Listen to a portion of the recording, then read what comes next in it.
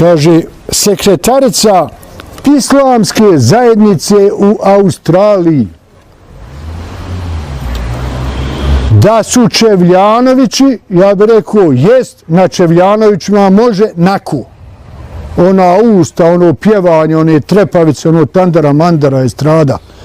Ali da bude sekretarica u islamskoj zajednici naku, meni to nešto nije u redu. I onda će se javiti doktor Hasan Alijagić,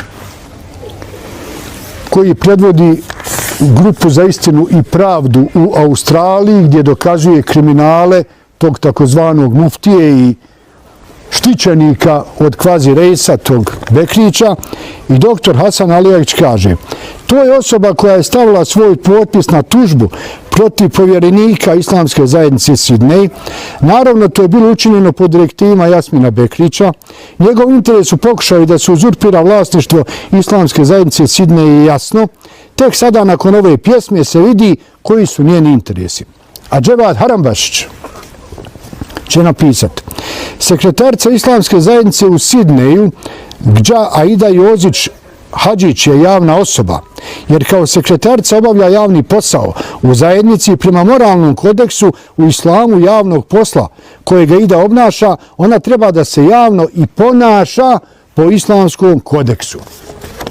Piše Dževad Harambašić. A sad mi idemo da vidite dokle je zglajzala islamska zajednica.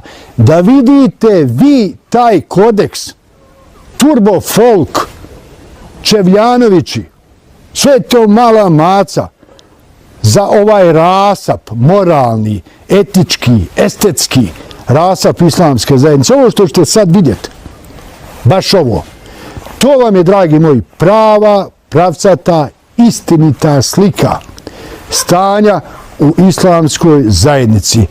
Dede Hanuma nam prouči to što si naučila.